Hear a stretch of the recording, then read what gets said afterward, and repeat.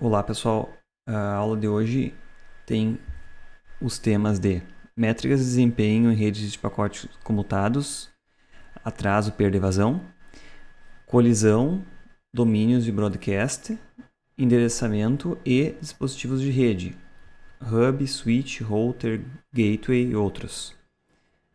Também faz parte e será introduzido nessa aula aspectos relacionados a endereçamento IP. Já está disponível aqui no Moodle o conteúdo que será acompanhado durante a aula. Está nesses dois tópicos aqui. Atraso, perda, evasão, colisão, domínio de broadcast e endereçamento. Hub, switch, router, gateway. Endereçamento IP. Iniciando pelo primeiro tópico.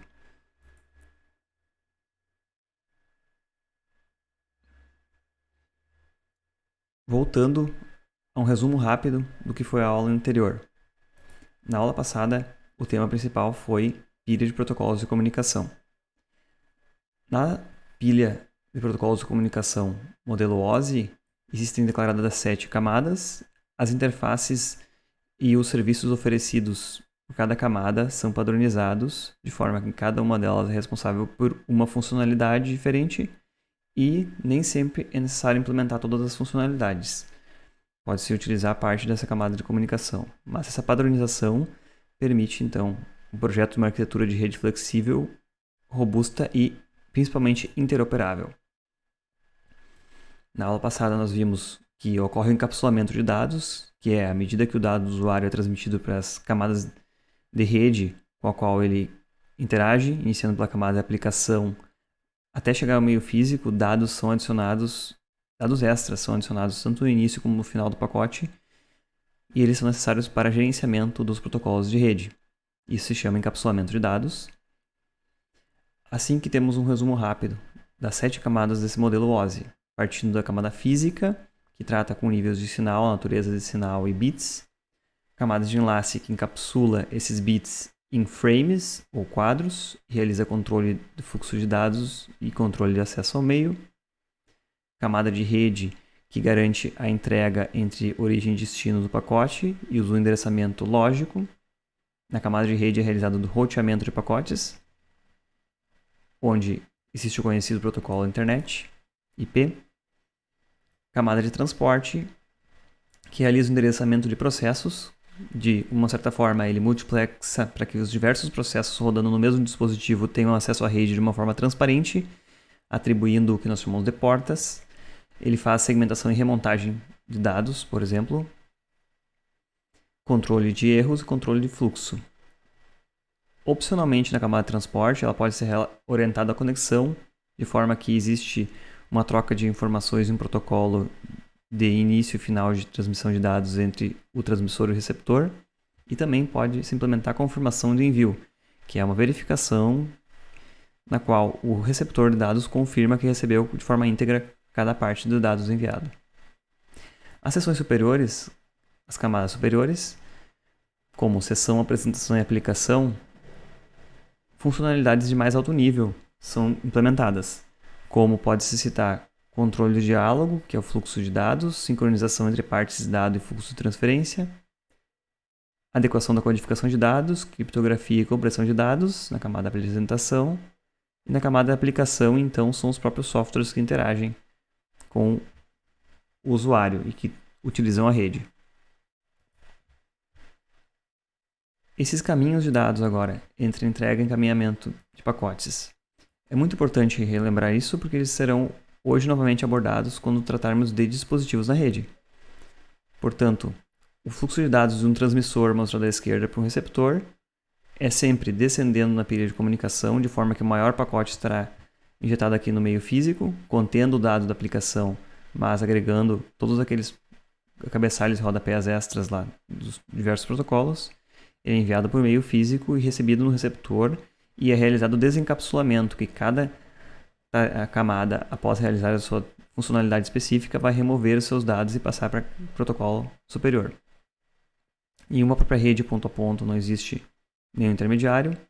Quando existem intermediários a nível de camada de enlace, eles verificarão os endereços físicos em cada um desses intermediários e reencaminharão o destino correto ou simplesmente repetirão na rede o pacote.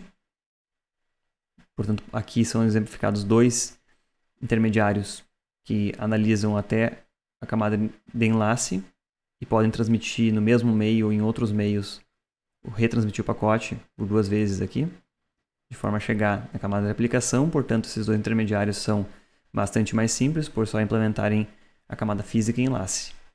Em redes diferentes, é necessário então a interação da camada de rede já, pois o endereçamento lógico será consultado em cada um dos intermediários, de forma a encaminhar para o destino correto, para a interface correta, esse pacote. Verificaremos mais detalhes agora que esses intermediários aqui nós chamamos de roteadores. Eles contemplam a interface física, enlace e a camada de rede. Vimos também que um modelo mais simplificado do que a pilha OSI é a pilha TCP/IP e que é a que na prática existe na estrutura da nossa internet. Podemos ver nesse diagrama, de uma forma resumida, a relação entre as 7 camadas do modelo OSI e as camadas declaradas no modelo IP. Vemos também que existem protocolos auxiliares aqui dentro da camada de rede por IP, que são o ICMP, IGMP, RARP e ARP. Nesse modelo de pilha não se diferencia a camada de enlace de dados e física, pois nenhum protocolo específico é apontado aqui. A tarefa 6 pedida é um exercício claro para esse conteúdo de pilha de comunicação TCP/IP. Por meio da análise de pacotes capturados na rede, podemos ver claramente esse modelo de pilha, conforme exemplifico agora. Usando o software Wireshark de captura de pacotes, eu realizei a captura de alguns pacotes da minha rede aqui. E o que podemos observar nesses pacotes capturados? Eu vou escolher um pacote aqui e, ao analisar nesse segundo painel aqui, esse é o pacote escolhido e selecionado, 32. Ao analisar esse painel, eu posso ver que em cima eu tenho a quantidade total de bits recebidos na rede, 1408 bits, totalizando 176 bytes. Vejo aqui que o conteúdo desse quadro recebido, isso corresponde à camada de enlace, é um frame Ethernet. Portanto, camada de enlace. Vejo que ele carrega um datagrama Internet Protocol versão 4, que está destacado aqui abaixo o conteúdo desse datagrama, corresponde à camada de rede. Dentro desse datagrama, ele tem então um datagrama tipo UDP, que é o conteúdo carregado por esse datagrama é tipo UDP.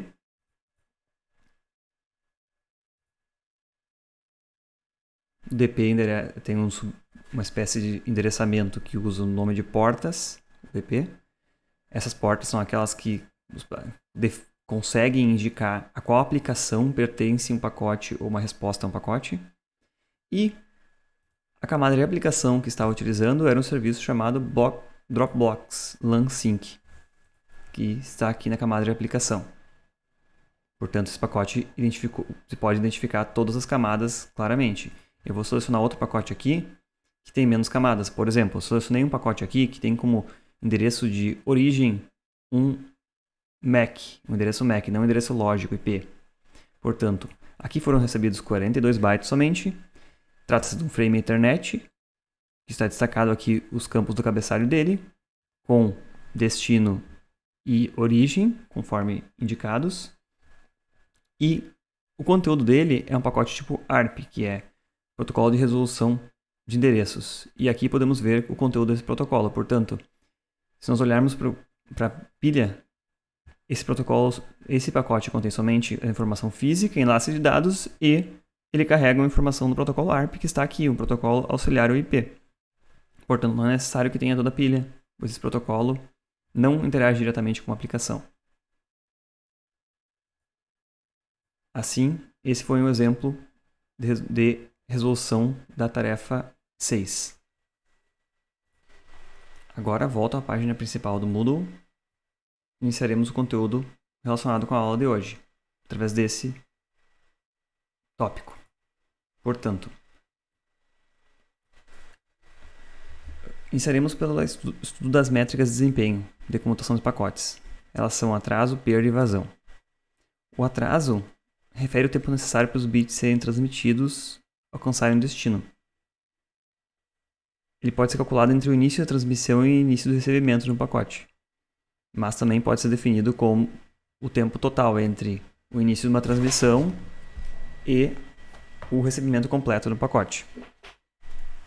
Aplicações como áudio e vídeo em tempo real são bastante sensíveis a esse parâmetro de atraso, principalmente porque está implícito nessas aplicações a interação entre os usuários nas duas pontas da conexão. De fato, o atraso não complica ou não atrasa a transmissão de grandes volumes de dados que não sejam em tempo real. Portanto, transmissão de grandes arquivos, acesso ao banco de dados, grandes volumes de dados não é tão sensível a atrasos. Quanto menor o pacote, menor o atraso em geral. Isso é uma regra geral, mas ela só é relacionada com uma análise bastante simplista, que é o tempo de reunião de dados para formar um pacote já traz implicitamente um atraso de dados. Um exemplo, se nós temos um pacote que reúne 200 milissegundos de dados, por exemplo, de áudio, o atraso mínimo que esse pacote vai ser para ser enviado na rede já são 200 milissegundos. E até ele ser recebido completamente para iniciar a decodificação dele, não serão mais 200 milissegundos. Então, para se transmitir pacotes de dados de áudio em pacotes que carreguem 200 milissegundos de áudio cada um, inicialmente já temos uma estimativa de 400 milissegundos de atraso na operação completa de transmissão desses dados. Aí se consegue perceber que os pacotes menores talvez causem um menor atraso, mas isso não afeta todas as situações igualmente. Múltiplas filas ao longo daquele caminho no qual os pacotes são carregados podem afetar de forma mais intensa o atraso. Ainda que não haja atraso ou que o atraso não seja um fator crítico, a perda de pacotes, é o segundo métrica de desempenho, é bastante crítica, pois ela é resultado de uma falha no meio de transmissão ou possivelmente um erro detectado ou no dispositivo final ou no dispositivo intermediário na rede. Todas aquelas pilhas do protocolo de comunicação podem ter verificações de integridade dos dados, ou de parte dos dados, ao menos. Assim que tanto a camada de enlace, tipicamente a camada de rede ou de transporte, podem verificar a integridade dos dados, assim como os dispositivos intermediários que processem os dados nessas camadas também podem descartar um pacote que chegue lá mal formado. Pode resultar do mau funcionamento de algum dispositivo, ou perda de conexão ou de enlace em algum ponto do caminho, ou até mesmo de um roteamento errado. O roteamento errado, podemos exemplificar como nesse diagrama aqui, bastante simples. Caso seja enviado um pacote e as regras desses 4 roteadores não estejam bem configuradas, é possível que eles fiquem reencaminhando em círculos esse pacote, em vez de seguir no caminho direto ao receptor, ele caia num laço, no qual os encaminhamentos são efetuados da forma errada. Então pode resultar também em perda de pacotes dele ficar sendo reencaminhado de forma errônea na rede. Isso ocorre em redes de backbone em que existem anéis. A terceira métrica de desempenho é a vazão de dados. Ela é a taxa efetiva de dados que são transportados numa rede, em uma determinada rota ou nas diversas rotas que podem ser agregadas para conectar duas estações. A vazão é medida então em bits por segundo, que são unidades de dados por tempo, e depende da camada da pilha de comunicação no qual se está analisando, pois, em geral, as taxas de dados são limitadas pela camada física mais baixa, mais próxima do meio de transmissão, mas em função daquele encapsulamento de dados, que é cada protocolo adicionar um pouco mais de informação para o seu próprio gerenciamento, a taxa de dados no meio físico é maior do que a taxa de dados entregue, por exemplo, lá à aplicação, que é a camada mais alta da pilha de comunicação. Quanto maior é a fração do pacote composta de dados úteis, em geral, maior será a taxa de dados útil máxima no meio de transmissão. Podemos observar aqui um contraponto claro que é: desejamos ter o maior pacote possível para que maior fração seja dados úteis e aqueles cabeçalhos dos protocolos lá sejam menos significantes. Por outro lado, para minimizar o atraso, seria melhor que os pacotes fossem menores. Assim, vemos o contraponto que não é possível maximizar todas essas métricas de desempenho.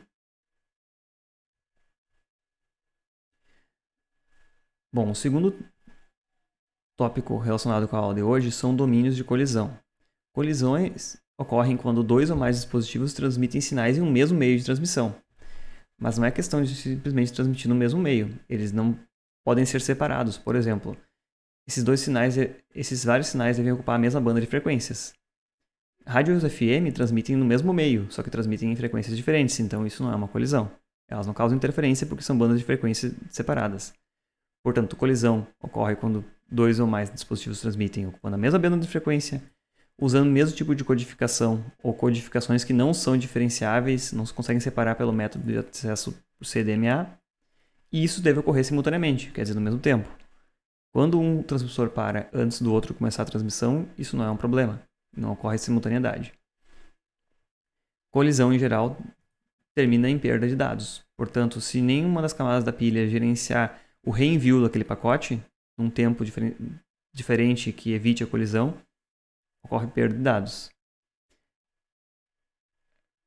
Evitar uma colisão refere a uma funcionalidade da camada física e pode haver uma política de acesso na camada de enlace. Assim, a camada de física é a mais baixa, a de enlace é a segunda. Assim, quando o acesso é feito ao meio compartilhado e o acesso é estatístico, significa não existem tempos bem determinados para cada dispositivo transmitir no meio, isso ocorre em cabos, barramento ou meio sem fio, em geral somente em redes locais, se permite um tipo de acesso assim estatístico. Dizemos que o acesso é multiplexado no tempo estatístico, TDMA estatístico. Isso é o caso típico da rede Ethernet, na qual vários dispositivos podem transmitir simultaneamente, mas quando houver uma colisão que dois transmitiram juntos, eles adotarão uma política em que um vai aguardar o outro, que é chamado CDMA-CD. Aqui eu trago uma sugestão de um vídeo para ser assistido explicando essa política. Portanto, a colisão acaba em perda de pacotes, perda de informação, e principal, desperdício de tempo de ocupação no meio. Porque mesmo que as camadas de enlace, rede ou transporte façam um reenvio do pacote, houve uma perda de tempo de ocupação no meio, o que vai diminuir a taxa máxima de transmissão de dados. E vai necessitar então a retransmissão, que é ocupar novamente o meio para tentar fazer novamente a transmissão. Quando existem vários dispositivos se comunicando no mesmo meio, utilizando um método de acesso desses estatístico, a probabilidade de colisões cresce e a taxa efetiva de dados reduz, que todos eles experimentam.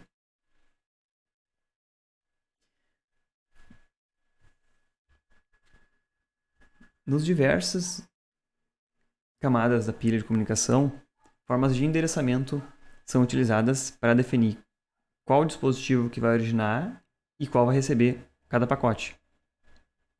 Os endereços devem ser únicos dentro do escopo de cada protocolo, para não ocorrer a ambiguidade entre destino de um pacote.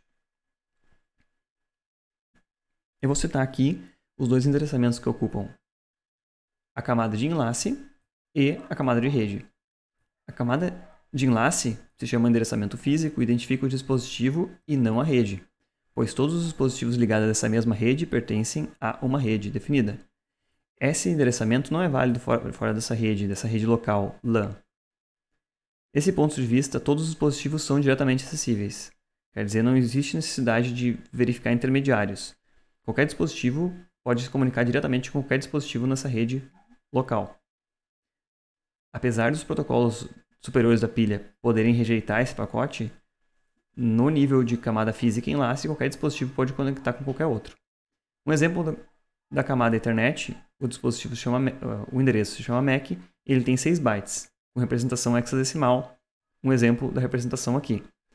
Se eu voltar aquele pacote capturado na rede lá antes, eu vou olhar aqui Ethernet e vou verificar que a composição do cabeçalho da Ethernet, que são os dados extras adicionados, inicia por destino, que são 6 bytes que podem se ver de forma hexadecimal aqui embaixo.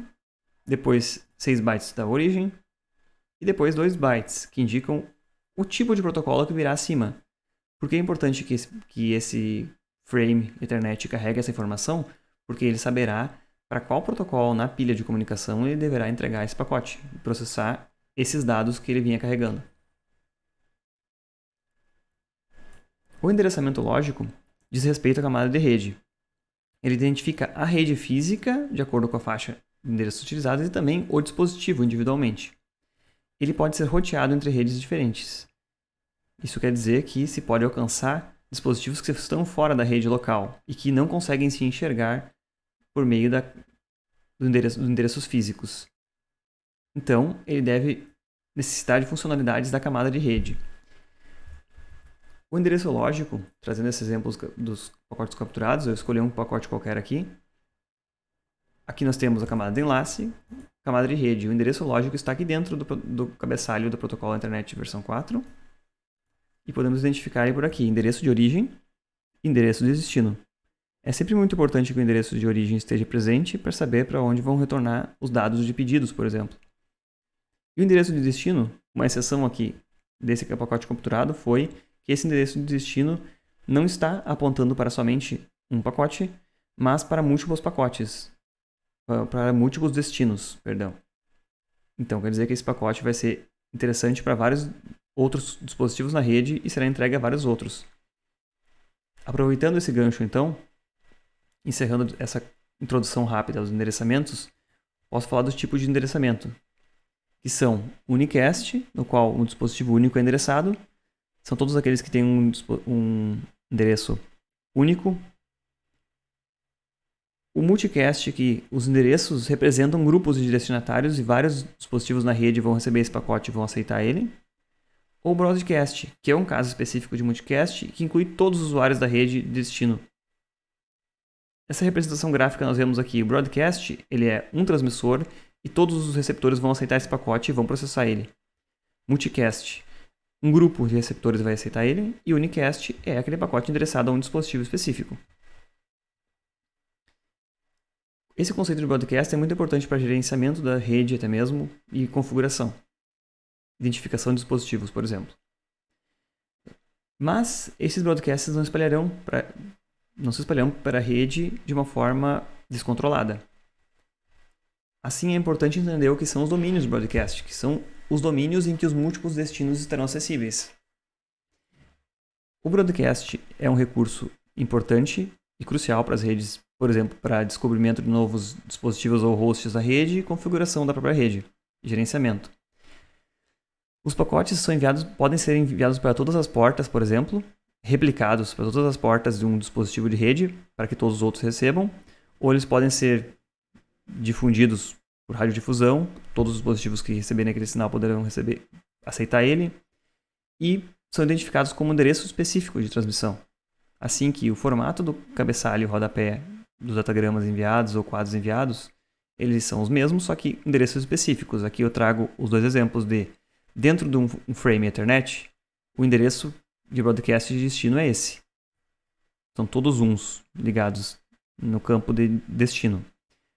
No endereço lógico, nós temos a variação, por exemplo, no IP. Esse aqui é somente um dos exemplos diversos, que é quando se tem todos os bits menos significativos de identificação do host local como 1, esse vai definir um endereço de broadcast dentro de uma subrede IP determinada por essa parte do endereço. Veremos com mais detalhes o que são subredes e esses endereços de broadcast, um tópico específico sobre endereçamento IP. Muito importante é que esses domínios de broadcast sejam limitados. E isso é realizado por roteadores na rede. Porque você pode imaginar que se não houvessem limites para esses broadcasts, eles se propagariam por toda a rede e tudo que um computador transmitisse como broadcast chegaria a todos os computadores do mundo, o que não faz nenhum sentido. Assim, roteadores no meio da rede, como são representados aqui por R1, bloqueiam e não vão transmitir broadcasts adiante para outros pacotes. Roteadores são aqueles dispositivos que trabalham na camada de rede, escolhendo destinos de pacotes. Assim que um computador ligado diretamente a um roteador, o domínio de broadcast será ele só até o roteador. Quando ele envia um pacote com endereço broadcast, somente o roteador irá receber. Um pacote, um computador H2 aqui no exemplo, enviando um pacote de broadcast, ele será redistribuído por um switch que existe no meio do caminho, que é um tipo de concentrador. Mas também não será reencaminhado após o roteador. E o terceiro domínio do broadcast que nós temos representados aqui é similar. H3 não receberá nenhum pacote de broadcast nem de H1 nem de H2, somente os próprios pacotes enviados por ele ou pelo roteador. Existem broadcasts tanto no nível de rede como no nível de enlace. Os broadcasts de nível de enlace são utilizados por aqueles protocolos de interesse de mais baixo nível, camada de enlace mais baixos. E os broadcasts na camada de rede, eles obrigatoriamente utilizarão também endereçamento na camada de enlace com o endereço do broadcast, mas com tipos de endereços específicos da camada de rede. Aqui temos mais um exemplo. Quando um computador específico precisa enviar um pacote a diversos dispositivos diferentes. Ele envia para um concentrador, que pode ser um switch ou um hub, com seu endereço de origem, e esse pacote vai ser replicado a todas as outras portas do roteador. Todos os outros dispositivos vão receber ele. Por quê? O MAC de destino está como FFFFFF, tudo em 1, então é o endereço de destino do broadcast. O endereço de origem é dele, para saber para quem vai retornar a resposta. E aqui é o endereço de destino da camada de rede. Enquanto que aqui referia a camada de enlace, aqui o endereço de destino da camada de rede, em que vai identificar também o endereço específico de broadcast na camada de rede e o endereço de origem dele próprio, para saber para onde vai retornar. Eu chamo a atenção aqui que nas redes locais existe um outro recurso para evitar que broadcasts cheguem a todos os dispositivos, que é os dispositivos switches podem ter funcionalidades de dividir as diversas portas que ele tem, podem ter 24, 48 ou mais portas, os switches, e agregar eles em LANs virtuais, que são redes locais separadas, que fisicamente estão conectadas de qualquer forma no switch, em qualquer sequência, mas que virtualmente, por meio de software ou hardware específico, os pacotes são divididos como se houvesse múltiplos switches separados, e então dividem em domínios de broadcast de forma que nem todos os dispositivos vão receber os pacotes de broadcast de cada um deles como se fossem dispositivos separados. Isso é um recurso mais avançado que é implementado no nível da camada de enlace.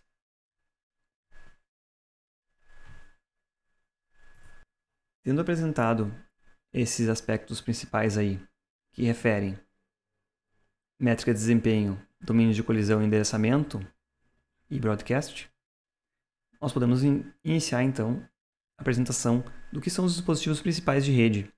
Esses dispositivos são aqueles que suportam a hierarquia de rede e os serviços de rede. Nenhum desses dispositivos apresentados aqui são usuários da rede, mas são dispositivos que fazem roteamento de pacotes e gerenciamento da própria rede. Podemos ver, paralelamente a um modelo simplificado numa camada TCP/IP, no qual nós temos aqui enlace e física separadamente, mas de forma geral ele é o modelo da pilha TCP/IP, e quais dispositivos são relacionados com cada um. Podemos ver que no nível mais baixo aqui, abaixo ainda da camada física, existe um hub passivo. Eu vou passar para um resumo rápido do que são esses dispositivos, e em seguida eu sigo uma abordagem mais específica de cada um. O hub passivo está abaixo da camada física, pois ele simplesmente é a conexão de vários cabos juntos, de forma que todos os sinais que um computador transmitir vai chegar no outro de forma direta, sem nenhum tipo de tratamento no meio do caminho. Existe o hub repetidor, que está aqui na camada física, pois o hub repetidor vai tratar o sinal elétrico antes que ele chegue nos outros dispositivos da rede. Pode, por exemplo, regenerar o sinal, amplificar, retransmitir. Na camada de enlace, um dispositivo que recebe na camada física faz todo o papel que tem na camada física e também lê e interpreta os endereços físicos dos dispositivos, podendo escolher portas de destino, por exemplo, ou direção de transmissão do pacote, é chamado de bridge ou switch de camada 2. Já um dispositivo capaz de processar, inclusive, os endereços da camada de rede e rotear pacotes, escolhendo os destinos mais corretos e entendendo as topologias de rede, é um dispositivo que atua na camada de rede e também deve implementar todas as políticas e funcionalidades das camadas anteriores, e ele vai se chamar roteador ou switch de camada 3.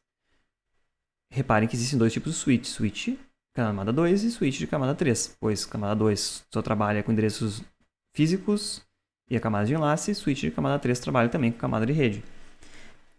Os dispositivos que já incorporam a capacidade de todas as camadas de baixo e também de realizar interpretação dos protocolos de transporte, como o TCP e o UDP, por exemplo, e camadas de aplicação, inclusive com serviços mais alto nível, são chamados gateways.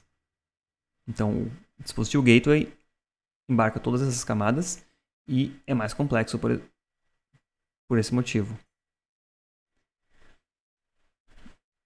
Assim, focando especificamente, iniciando da camada mais baixa, o hub passivo ou barramento é um ponto físico de interconexão entre diversos cabos e era a forma que as centrais das primeiras redes, por exemplo, utilizando cabos coaxiais, eram ligadas, nos quais vários cabos eram ligados por conectores e não existia um dispositivo físico, uma central na rede.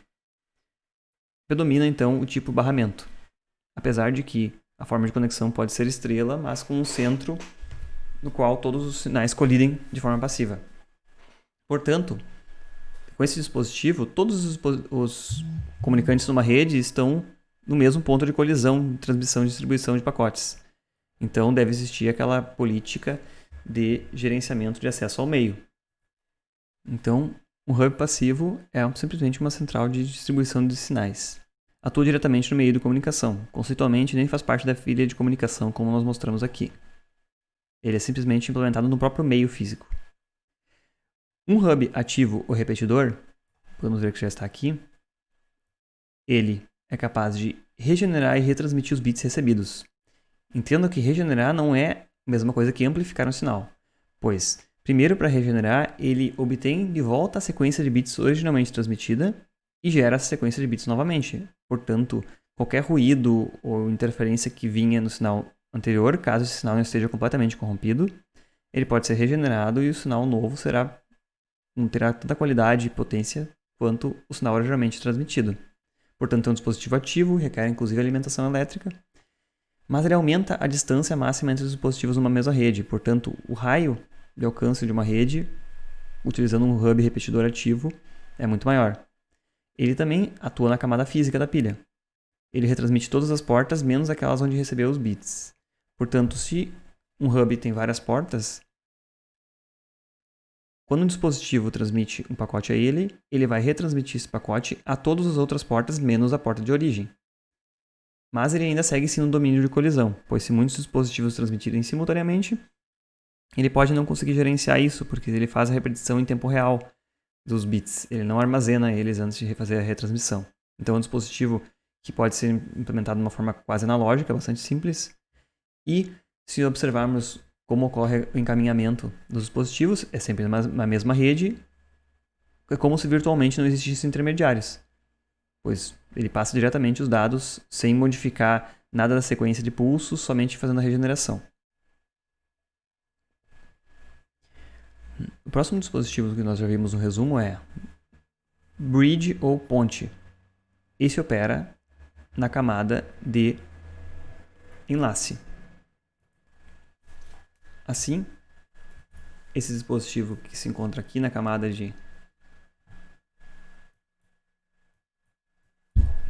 enlace, ele é capaz de interpretar os endereços físicos dos pacotes que ele recebeu e também realiza as tarefas da camada física, como regeneração do sinal e retransmissão deles. Ele, por interpretar os dados contidos do frame, ele conhece endereços de origem e destino e ele pode passar por um processo que é processo de aprendizado, no qual ele reconhece quais portas e quais endereços físicos estão em cada uma das suas portas. E dessa forma, ele pode, de forma inteligente, entregar os pacotes somente nos destinos indicados pelo cabeçalho ou frame do pacote recebido. Assim, ele não entrega de uma forma, podemos chamar burra, a todas as portas, todos os pacotes recebidos, como o hub fazia. Mas ele gerencia de uma forma mais inteligente as entregas. Aqueles pacotes que vêm com o endereço broadcast ainda assim serão entregues a todas as portas. Assim, ele exige um tempo no início da operação até que ele aprenda a fazer esse encaminhamento das portas, e ele utiliza de protocolos como ARP e a observação dos pacotes enviados por cada interface para determinar onde os dispositivos estão. O switch de camada 2 é muito similar a uma ponte bridge, mas ele é característico por ter várias portas. Esse switch também regenera os bits, interpreta os dados contidos nos frames e analisa os endereços físicos, MAC de origem e MAC de destino. Mas cada porta é ligada a um dispositivo ou uma seção de rede independente. O que significa isso? Que cada porta é um domínio de colisão independente e o switch é capaz de comunicar de forma independente com cada uma das suas portas, e mesmo que ele receba simultaneamente a transmissão de diversos dispositivos na rede, ele vai armazenar cada um dos pacotes e vai organizar a entrega da forma adequada. Assim, ele não gera colisão entre os diversos dispositivos e os dispositivos não precisam implementar especificamente uma política de anti-colisão, pois o switch vai gerenciar tudo isso. Por ele guardar todos esses pacotes, ele pode ficar, então, suscetível a maior latência na transmissão dos dados, mas ele evita completamente as colisões e maximiza, portanto, a taxa de transmissão de dados e a troca de dados entre os dispositivos. A maior complexidade e custo do que um hub faz com que o switch não seja a melhor solução em todas as situações. Hubs, em geral, são mais adequados a pequenas redes, enquanto que switches são adequados a grandes redes, em que temos dezenas ou centenas de dispositivos comunicantes. Os switches são aqueles que podem se criar as LANs virtuais. São redes locais virtuais. E cada LAN será um domínio de broadcast independente, a nível da camada de enlace. Porque, novamente, os switches, assim como os bridges, trabalham na camada de enlace.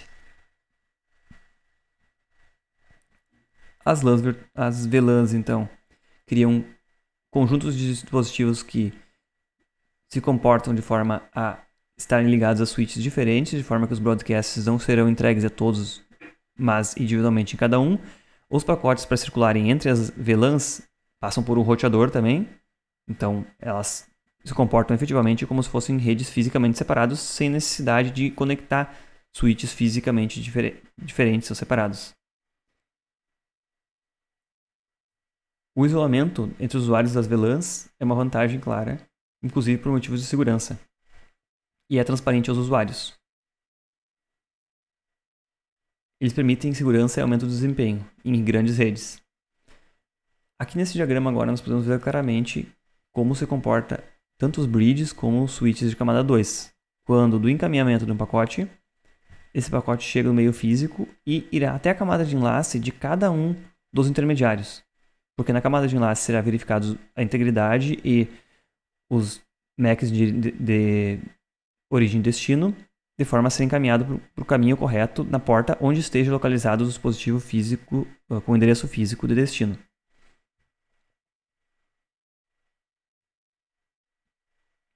Roteadores. Os roteadores, que ocupam a camada de rede aqui, eles já não se baseiam mais somente no endereço físico, como era na camada de enlace, mas o endereço lógico, que é o endereço IP.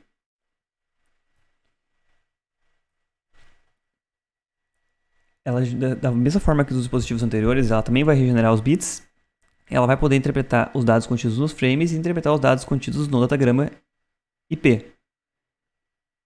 Ela vai permitir conectar redes locais diferentes com outras redes locais, conectando LANs em uma ou mais áreas amplas.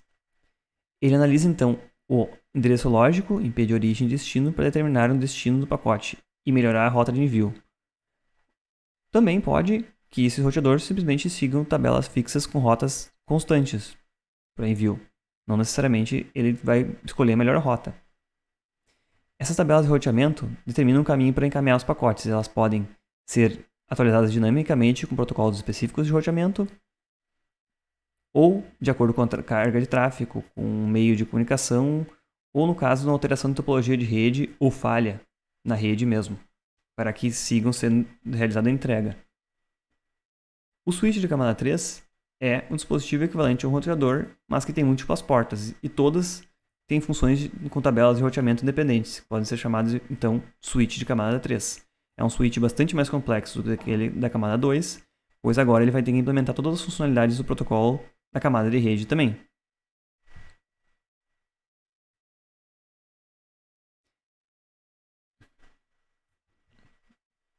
Por último, nós temos o dispositivo Gateway, que é aquele dispositivo que implementa funções da camada de transporte e aplicação. Portanto, ele é o mais complexo e mais completo de todos entre os dispositivos de rede trabalhados. Em geral, ele é construído por um computador com sistema operacional dedicado para isso, mas pode ser também um dispositivo individual dedicado e opera em todas as camadas de rede, podendo então realizar o encaminhamento de frames, o roteamento de datagramas e a filtragem dos serviços de acordo com a aplicação. Por quê? Porque no momento que ele consegue interpretar a camada de transporte também, ele pode realizar seleção de dispositivos de pacotes de acordo com os tipos de aplicações que estão utilizando ou de acordo com as portas na camada de transporte que utilizam e realizar então, por exemplo, bloqueio, serviço de segurança de uma forma seletiva. Ou também o direcionamento de pacotes de acordo com a porta. Portanto, ele tem que entender os protocolos da camada de transporte, que são geralmente o TCP e o UDP, e fazer esse roteamento de acordo com as portas. No dispositivo Gateway, que se permite, por exemplo, o acesso externo a uma rede, configurando uma porta para ser encaminhada sempre para o mesmo dispositivo interno da rede, expondo então aquele dispositivo interno da rede de forma seletiva à rede externa. São esses dispositivos que realizam o NAT, que é o Network Address Translation.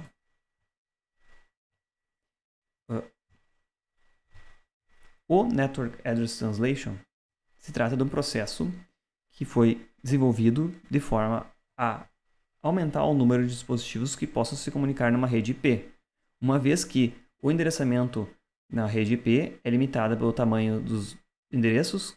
Na versão 4 eram construídos por 32 bits somente, e por serem divididos de uma forma hierárquica, logo em torno dos anos 90 chegou próximo de uma saturação, em que existia um número limitado de IPs no mundo. Assim, se criou esse método de tradução do endereço da rede de forma a multiplexar o acesso de um endereço de IP, direcionando pacotes entre IPs públicos e privados. Veremos o que são públicos e privados logo adiante na parte do endereçamento. IPs privados são usados dentro de uma rede, como é o exemplo aqui, uma rede privada à esquerda, e os IPs públicos são aqueles únicos de forma global que estão na rede ao lado direito aqui. A forma de tradução desse endereço de IP na origem, quando é enviado um pacote para fora da rede. Iniciando um pacote enviado da rede privada, abrindo uma conexão para fora. Então, ele pega o IP tanto de origem quanto de destino e codifica ele por meio de uma porta, que é aquele endereçamento no nível da camada de transporte. Por isso que esse Network Address Translation é realizado na camada de transporte no Gateway. Ao receber uma resposta a esse pacote já enviado, por esse motivo que a conexão tem que iniciar da rede privada, quando volta a resposta, ela vai ter como endereço de destino o endereço do próprio roteador, que foi adicionado no momento da tradução, e esse roteador vai olhar para a porta do protocolo TCP ou UDP utilizada e o endereço de origem do pacote de resposta, para verificar para qual dos hosts internos ele deve devolver essa resposta, porque afinal ele é uma resposta a um pedido que partiu inicialmente. Assim, quando um pacote é enviado de uma rede privada para um IP público externo, é mantida uma tabela de tradução. Aqui embaixo nós temos um exemplo de uma tabela. Quando o endereço de origem é 192.68.0.3, que seria esse telefone celular conectado à rede privada, e o endereço de destino é o endereço público IP 200.110.1. Quando enviada inicialmente esse pacote, ao chegar no roteador que vai fazer NAT para essa rede, o endereço de origem do pacote será trocado para o IP público do roteador. E o endereço de destino segue o mesmo que era originalmente enviado. Ao voltar a resposta do servidor de um serviço que tem um endereço de origem, aquele endereço de destino inicial, e a mesma porta que foi atribuído no roteador ao enviar esse pacote, ele identificará esse endereço de origem, essa porta, e modificará para quando esse pacote passa da rede lado público para lado privado novamente, vai atribuir novamente o endereço de origem do dispositivo que deve receber esse pacote originalmente. Então, esse endereço de origem aqui, que foi removido aqui, no retorno do pacote, ele será adicionado como endereço de destino da resposta. Assim que essa é uma função complexa que é realizada pelos gateways, ou comumente chamamos de roteadores também de uma forma informal no meio de uma rede. Mas, atenção aqui, essa é uma função específica de um gateway, apesar de nós informalmente chamarmos de roteador. Essa função é realizada por todos os tipos de roteadores domésticos que nós compramos. Roteadores domésticos, em geral, têm uma função de switch internamente, de roteador IP e de gateway também, apesar de nós chamarmos de roteador simplesmente.